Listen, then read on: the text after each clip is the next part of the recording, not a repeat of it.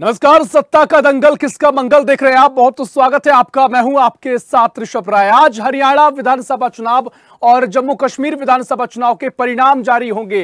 Counting शुरू होने जा रही है। इसी बीच बड़ी अपडेट आपको दे दें, जहां मतगणना शुरू हो गई है। पोस्टल बैलेट के बाद ईवीएम से मतों की गिनती शुरू हुई है। मतगणना केंद्रों पर सुरक्षा के पुख्ता इंतजाम किए गए हैं।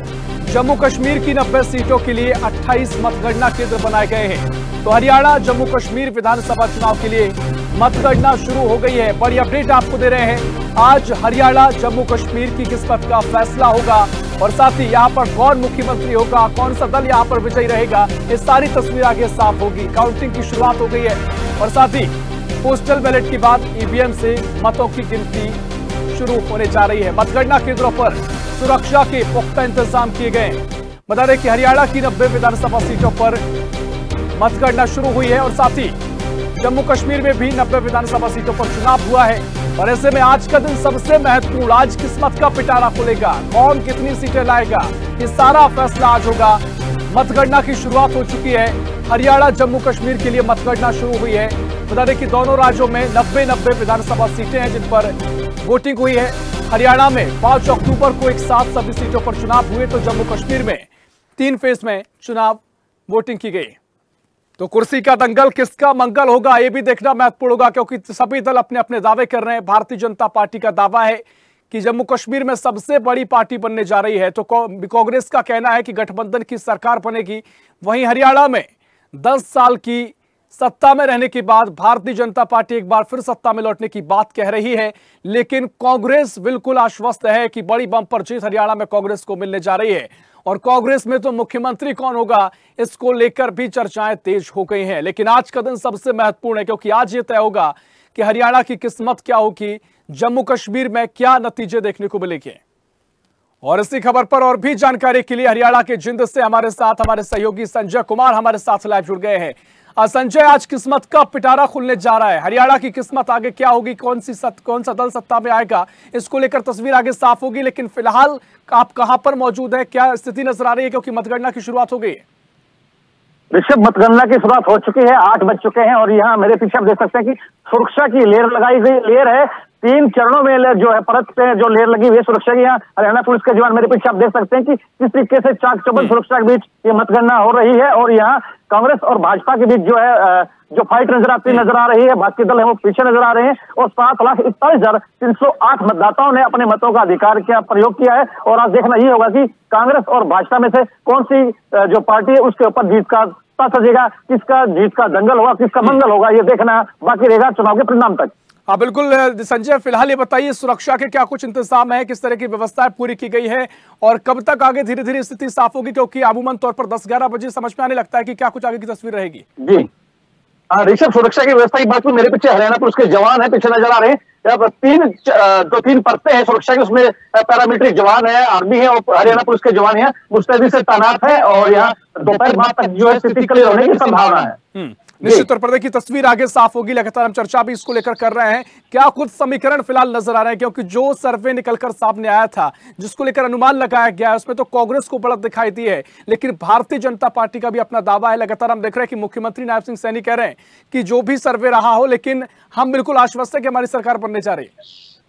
भाजपा के जो मुख्यमंत्री नायब सिंह का कहना है कि अब की बार फिर से कमल खिलेगा। लेकिन जो हरियाणा से पूर्व मुख्यमंत्री हैं भूपेंद्र सिंह हुड्डा, उनका कहना है कि अब की बार जैसे लोकसभा में 5 सीटें जो आई थी हरियाणा में, अब की बार विधानसभा में 90 की 90 सीटें जो कांग्रेस की आएंगी। और हुड्डा साहब को भी यह आश्वस्त है, उनको यकीन है कि अब की बार हरियाणा में कांग्रेस की सरकार बनेगी। अब देखना यह है कि हरियाणा में किसके सर पर जीत का ताज सजने वाला है।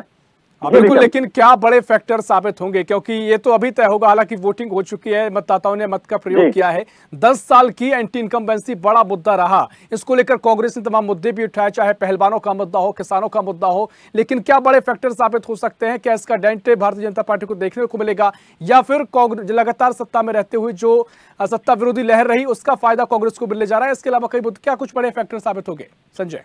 बिल्कुल, कांग्रेस को सत्ता विरोधी जो लहर चली है उसका फायदा दिखता नजर आ रहा है। और यहाँ कांग्रेस की लहर नजर आ रही है। हरियाणा के अंदर बात की जाए, हरियाणा में कहावत है कि हुड्डा ही कांग्रेस है, कांग्रेस ही हुड्डा है। अब देखना यह है कि क्या हुड्डा का जो मतलब कि जो वर्चस्व कायम रहेगा या मुख्यमंत्री का चेहरा यहाँ बदला जाएगा। और सियासी गलियारों में चर्चा है कि हो सकता है कि कुमारी शैलजा को मुख्यमंत्री बनाया जा सके, ये कयास यहाँ के राजनीतिक गलियारों में लगाए जा रहे हैं। और भाजपा कांग्रेस के बीच जो कड़ा मुकाबला है उसमें कांग्रेस बढ़त में नजर आ रही है, और हरियाणा में जो भाजपा है उनका कहना है कि बार भाजपा का फिर से कमल खिलेगा हरियाणा में। हाँ बिल्कुल संजय, लेकिन कयासों का बाजार गर्म है, चर्चाओं का बाजार गर्म है, और जिस तरीके से कुछ खबरें निकलकर सामने आई है कि कांग्रेस में तो कौन मुख्यमंत्री होगा, इसको लेकर भी अब तैयारियां शुरू हो गई है। लगातार अपने अपने सभी को उम्मीद है कि कोई भी मुख्यमंत्री बन सकता है, जिन नामों पर चर्चा पहले रही है, जो बड़े नाम कांग्रेस के रहे हैं, तो इसको लेकर कितनी सुगबुगाहट जमीन पर देखी जा रही है? वो देखा जा रहा है कि हुड्डा ग्रुप को बड़ा ग्रुप माना जाता है यहाँ, लेकिन शैलजा जब नाराज हुई थी तो चुनाव प्रचार में नहीं आई थी। उसके बाद से आला हाईकमान ने एक स्टेज पर राहुल गांधी ने हुड्डा का और शैलजा का जब हाथ मिलाए एक रैली के दौरान, तो उसमें लग रहा है कि शायद शैलजा को मना लिया गया। शैलजा उसके बाद प्रचार में भी दिखाई दी है, और दलित चेहरा होने के कारण उनको मुख्यमंत्री बनाए जाने की संभावना, लेकिन एक दो तरफा जो माहौल है वो हुड्डा के पक्ष में नजर आ रहा है। हुड्डा ने जो टिकट आवंटनों में जो हुड्डा का जो रोल है वो सबसे बड़ा माना जाता है। हाँ बिल्कुल संजय, देखिए लगातार आप कवरेज करते रहे, मुझे बताइए कि किस तरीके से पूरा सिनेरियो अभी तक का रहा है, क्या क्या बड़ी समीकरण यहाँ पर रहते हैं, खासकर जातिगत समीकरण को देखते हुए जो टिकट वितरण में क्या क्या, उसके बाद अब क्या तस्वीर निकलकर सामने आएगी, और भारतीय जनता पार्टी ने जो रणनीति अपनाई वो कितना काम करेगी। और कांग्रेस तो लगातार हम देख रहे हैं कि पहले ही कहा जा रहा है कांग्रेस को इस बार जो थाली है वो सजी हुई मिली है, हालांकि कांग्रेस उस पर कितना काम कर पाई है ये देखना आज महत्वपूर्ण होगा।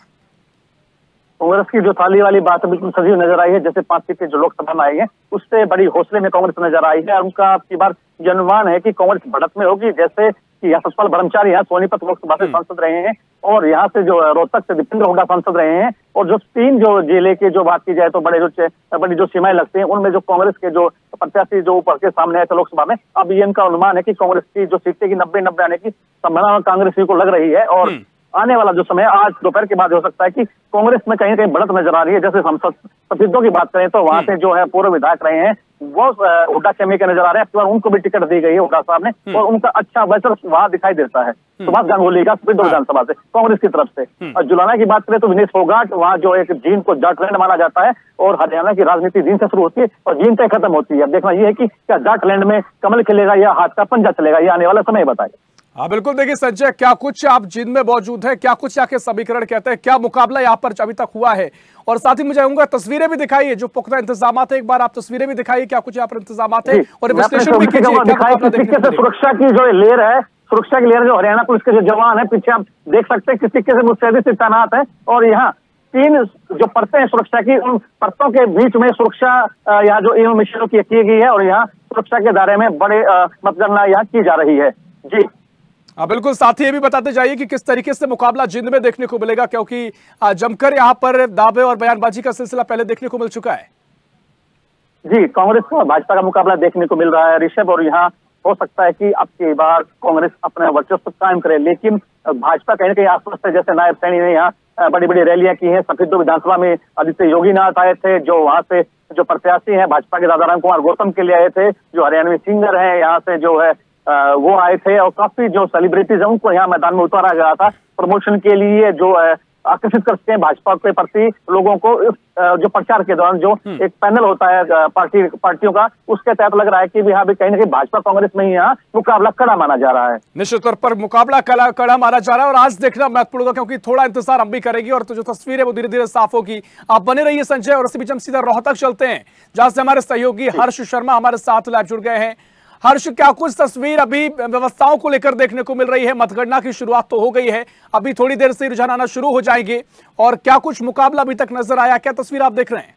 देखिए, मैं आपको बताना चाहूंगा कि किस तरीके से जो है बैलेट पेपर की जो है वो उसकी काउंटिंग शुरू हो चुकी है, और तमाम एजेंट जो हैं, तमाम प्रत्याशी जिनके जो एजेंट हैं वो पोलिंग जो काउंटिंग सेंटर है वहां पहुंच चुके हैं, और फिलहाल लगभग आधे घंटे के बाद जो है जितने भी ये जो बैलेट पेपर हैं इनकी काउंटिंग हो जाएगी। उसके बाद जो है ईवीएम मशीनों को खोला जाएगा, जिसके अंदर असल में जो मतदाता जो अपना जिस तरीके से बात की जाए, कैंडिडेट की बात की जाए, जिनका भाग्य कैद है, उनका सारा का सारा जो है वो सामने निकल कर आ जाएगा कि आखिर जनता ने किसको जिताना है और किसको हराना है। ये अभी थोड़ी देर के बाद क्लियर होना शुरू हो जाएगा। जी, फिलहाल सुरक्षा को लेकर क्या कुछ इंतजाम किए गए हैं? जमीन पर क्या स्थिति नजर आ रही?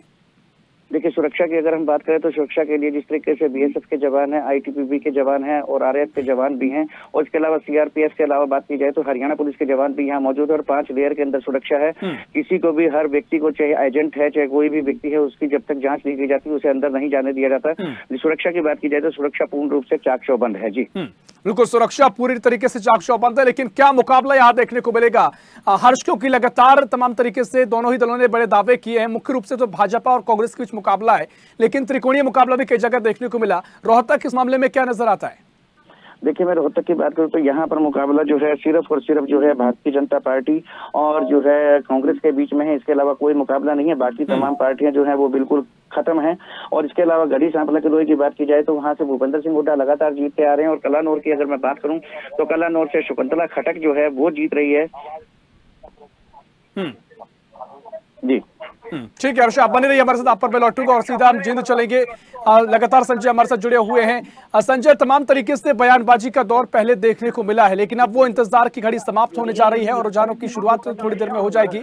क्या कुछ चर्चाएं आप जमीन पर देख रहे हैं? क्योंकि आत्मविश्वास इस समय सभी नेताओं में रहता है। सभी दल चाहते हैं और कहते हैं कि हमारी सरकार बन रही है और वो आश्वस्त भी नजर आते हैं, लेकिन चर्चा कितनी हुई है इस बार? जमीन पर आपने कवरेज की है, लोगों का क्या रिस्पॉन्ड मिला है? क्योंकि लोगों ने तो अपने मताधिकार का प्रयोग कर दिया है। जो किस्मत का पिटारा है वो आज खुलेगा। तो किस तरह की चर्चा अभी तक देखने को मिली है? चर्चाएं लोगों में है। अब कुछ लोगों का कहना है कि वो परिवर्तन चाहते हैं। 10 सालों ने भाजपा को देखा है और अब परिवर्तन चाह रहे हैं। और जो कांग्रेस के में कार्यकाल उन्होंने देखा था, लोग दोबारा से कह रहे हैं कि हमने भाजपा को देख लिया, कांग्रेस में परिवर्तन चाहते हैं। कहीं ना कहीं कहते हैं कि परिवर्तन प्रकृति का नियम है, बदलाव जरूरी है। तो जनता में परिवर्तन की लहर देखी जा रही है। लेकिन जो कहीं ना कहीं जो भाजपा के जो समर्थक है वे एक सुर में कह रहे हैं कि अब की बार फिर से कमल खिलेगा हरियाणा में और जींद विधानसभा में कमल खिलेगा। ये उन लोगों का कहना है जो भाजपा के समर्थक है। हाँ बिल्कुल, देखिए संजय, इस बार का जो चुनाव है काफी अहम इसलिए भी हो जाता है क्योंकि हाल ही में लोकसभा चुनाव भी हुए हैं। एक बड़ा संदेश बीजेपी भी चाहेगी, देने की कोशिश करेगी कि जो डेंट चाहे उत्तर प्रदेश हो, महाराष्ट्र में उसको हुआ, जो कहीं ना कहीं जो नुकसान झेलना पड़ा भारतीय जनता पार्टी को, उसके बाद हरियाणा के जरिए, जम्मू कश्मीर के जरिए संदेश दिया जाए कि भारतीय जनता पार्टी की रणनीति उतनी ही काम कर रही है जितने पहले करेगी। तो कहें कि साख का चुनाव भी इसे कहा जा सकता है। जी बिल्कुल, जैसे कि भी अब बात आपने की है जींद के अंदर बात करें तो यहाँ जो ओपीएस के जो वास्तव मांगों को लेकर रहे हैं, आशा आंगनबाड़ी वर्कर जो रही हैं यहाँ धरने पर काफी समय बैठी रही हैं। यहाँ जो डॉक्टर्सों की कमी रही है, उन लोगों उन चीजों कमियों को देखते हुए यहाँ जो जनता बदलाव चाह रही है कि भी अब की बार यहाँ से बदलाव होना चाहिए और कांग्रेस आनी चाहिए। लेकिन पहलवानों का मुद्दा भी काफी रहा, किसानों का मुद्दा भी काफी रहा। इन मुद्दों ने कितना काम किया है अभी तक? क्योंकि विस्तृत चर्चा इस पर जरूर होगी, लेकिन आपने लगातार जमीन पर भी गए तो कितना कुछ असर इन बातों का हुआ है?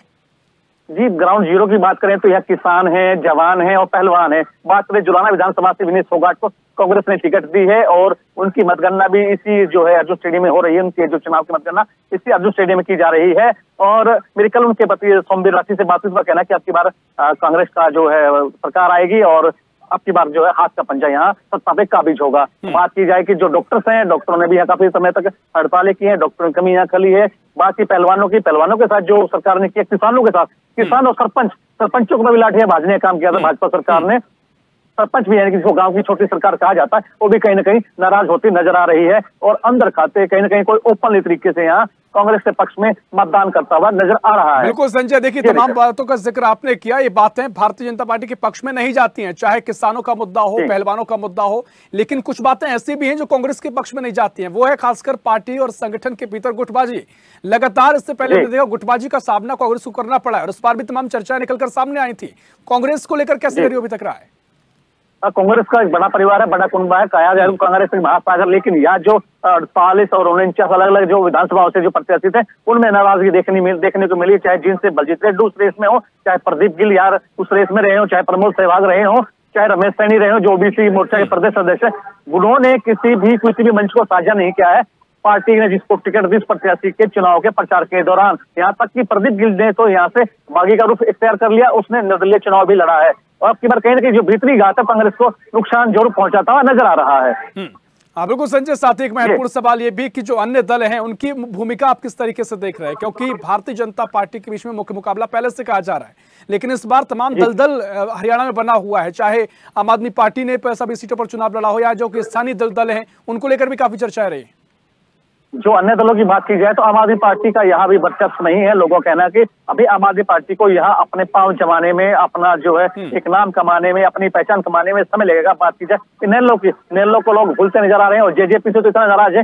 लोगों का कहना है कि जेजेपी का तो नाम ही ना लो, क्योंकि दुष्यंत चौटाला ने जिस नाम को लेकर, जिन कामों को लेकर, जैसे 5100 की पेंशन होना उसको माना जाए और जो बातें की जाए उनको लेकर मुद्दों पे खड़ा ना उतरना और सीधे सीधे भारतीय जनता पार्टी की गोद में बैठ जाना, ये कहीं ना कहीं यहाँ की जनता में नाराजगी देखने को मिल रही है। खासकर बांगर की धरती जो उचाना माना जाता है, उन पर लोगों में नाराजगी की दूसरे चोट अलग नाम नहीं लें तो ही अच्छा रहेगा। और यहाँ से अब की बार भाजपा या किसी अन्य दल को जिताने की वो लोग सोच रहे हैं। जी ऋषभ। हाँ बिल्कुल संजय, हम लगातार कह रहे हैं कि हम भी इंतजार करेंगे, लेकिन जो चर्चाओं का बाजार है वो तो गर्म है और लगातार जनता भी चर्चा करती है, चौक चौराहों पर चर्चा होती है। बड़ी बात यह है कि कितना बड़ा जीत का अगर जो दावे कांग्रेस कर रही है, किस तरह की तस्वीर नजर आ रही चर्चाओं के आधार पर कि क्या कांग्रेस बड़ी जीत की ओर अग्रसर है या फिर भारतीय जनता पार्टी जो पारा बदल देती है? क्योंकि छत्तीसगढ़ का चुनाव हमने देखा जहां पर कांग्रेस के जीतने के अनुमान बताया गया था, लेकिन मामला बहुत बराबरी का था, टकरी का था, उसके बाद बीजेपी की जीत हो गई। क्या वो स्थिति बन सकती है या फिर एक तरफा मुकाबला कांग्रेस के आधार पर जो कहा जा रहा है वो देखने को मिलेगा? एक तरफा मुकाबला नहीं कह सकते, यहाँ फाइट बड़ी मुकाबले की है और कोई भी जो प्रत्याशी है, चाहे जिनसे भाजपा के प्रत्याशी डॉक्टर कृष्ण मिड्डा हो या महावीर गुप्ता कांग्रेस के प्रत्याशी हो, उनमें कहीं ना कहीं आंकड़ा जो रहेगा जीत का मार्जिन कम रहेगा, क्योंकि निर्दलीय प्रत्याशी यहाँ से प्रदीप दोनों के गले की फांस बनते हुए नजर आ रहे हैं। जी ऋषभ। ठीक है संजय, आप बने रहिए हमारे साथ। सीधा पंचकुला चलेंगे जहां से हमारे सहयोगी कुलदीप सैनी हमारे साथ जुड़ गए हैं। कुलदीप, मतगणना की शुरुआत हो चुकी है और अब रुझानों का आना भी शुरू हो जाएगा और थोड़ा इंतजार करेंगे, उसके बाद तस्वीर भी साफ होगी। क्या कुछ पंचकुला में स्थिति, क्योंकि पंचकुला काफी चर्चित भी रहा है, बाबा राम रहीम को लेकर भी कई चर्चाएं हुई हैं, क्या तस्वीर फिलहाल नजर आ रही है? बिल्कुल, यहाँ पे पुख्ता इंतजाम कर रखे हैं और देख सकते हैं कि यहाँ पर पुलिस भी मौजूद है यहाँ पर, और पीछे लगभग कम से कम 8 मीटर तक यहाँ पे पुलिस के पुख्ता इंतजाम कर रखे हैं। और मैं गेट की तस्वीरें दिखाऊंगा कुछ, कि जिस तरह गेट पर देख सकते हैं कि पुलिस पुख्ता इंतजाम पूरी कर रखी है और यहाँ देख सकते हो कि पूरी चेकिंग की जा रही है पुलिस की तरफ से। तो मैं यहाँ की कुछ तस्वीरें दिखाऊंगा आपको कि जिस तरह यहाँ पे तस्वीरें। कुलदीप, आपकी तस्वीरें यहाँ तक नहीं पहुंच पा रही, आप हम दोबारा जुड़ने की कोशिश करेंगे ताकि तस्वीरें साफ हो सके और जनता तस्वीरें देख सके। सीधा हम हर्ष आपके पास चलेंगे। हर्ष जी, जिस तरीके से रोहतक में मुकाबला देखने को मिल रहा है, मैं चाहूंगा जो दर्शक देख रहे हैं पूरा गणित यहाँ का आप बताएं, क्या कुछ गणित यहाँ का कहता है, किस तरीके से मुकाबला रहेगा, कौन कौन प्रत्याशी बड़े नाम है और क्या कुछ फैक्टर यहाँ पर काम करने वाले हैं?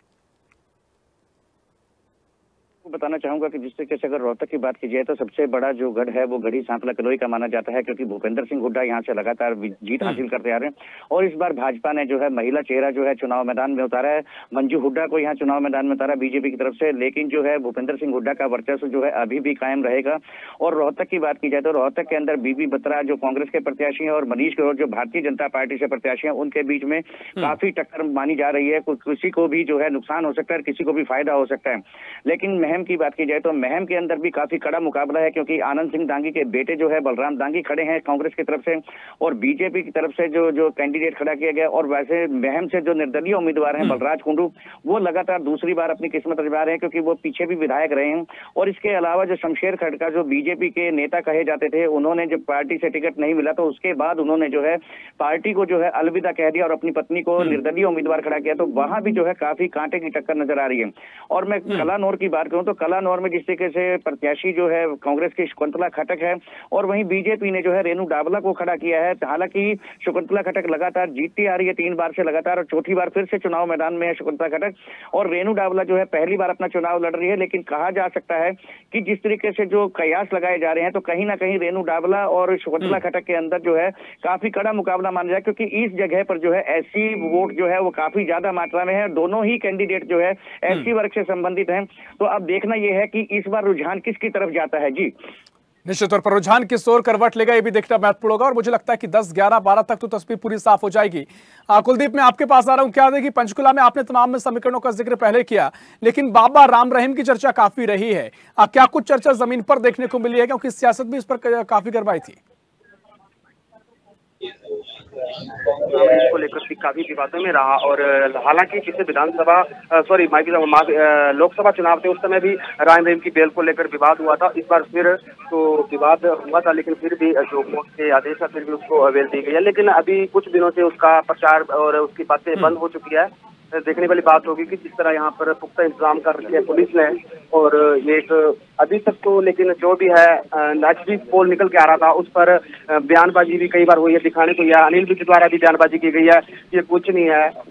जो भी होगा वो बिल्कुल देखा जाएगा। लेकिन ये सारा उसके बाद, और उन्होंने खासकर ये बात कही है बीते कल एक प्रेस वार्ता में कि भूपेंद्र सिंह हुड्डा की मैं इस बात को लेकर जमानत जब्त करवाएंगे। लेकिन ये देखने वाली बात होगी कि किस तरह जीत होती है और क्या निकल कर सामने आता है, जनता ने किसको कुर्सी पर बैठाया है, ये एक बहुत बड़ा सवाल होता है। हाँ बिल्कुल कुलदीप, देखिए जो संजय बता रहे हैं, जो हर्ष बता रहे हैं, उसके आधार पर तो यही समझ आ रहा है, जो हम भी चर्चा कर रहे हैं कि जो मुकाबला है वो टक्करी का होने जा रहा है। लेकिन अगर बात पंचकुला की करे तो यहाँ पर किस तरह की हवा दिखाई दे रही है? कोई चर्चा है ऐसी जो एक तरफा पूरी लड़ाई को बनाती हो, मुकाबले को बनाती हो, या फिर यहाँ पर वही हालात जो प्रदेश भर में है, जो लगातार दावे किए जा रहे हैं, कड़ाई टक्करी का मुकाबला? जी, अभी तक ऐसी कोई चर्चा वही आ रही है बिल्कुल, जो कि कांग्रेस दावा कर रही है इस बात को लेकर। हालांकि कांग्रेस ने अभी ऐसा कोई बयानबाजी नहीं दी। बीते दिनों प्रेस वार्ता भी की गई थी, अपना हमारे पूर्व ड्यूटी सीएम द्वारा भी की गई थी प्रेस वार्ता पंचकुला पंचकमल में। तो वहां पर भी यही बताया गया था कि बिल्कुल निष्पक्ष जीत भाजपा की हो रही है और बड़ी के साथ हो रही है। हालांकि देखने वाली बात होगी कि जिस तरह एग्जिट पोल निकल के अलग अलग तरह के टीवी चैनलों के माध्यम से आ रहे हैं, वो भी देखने वाली बात होगी कि निश्चित जीत है। उस पर भी अनिल विज द्वारा बार बार कहा जाता है कि वो बिल्कुल किसी तरह के कोई इस पर विश्वास नहीं किया जाएगा एग्जिट पोल को लेकर। तो ये तो जो निष्पक्ष निकल के आएगा सामने। जी निश्चित तौर पर देखिए एग्जिट पोल की अपनी भूमिका है, लेकिन वो जो तस्वीर का जो इंतजार सभी को, इसका समय आ गया है और अब रुझानों के बाद ही साफ हो जाएगा क्या कुछ आगे की तस्वीर रहेगी, क्या किस्मत हरियाणा की आगे की रहेगी।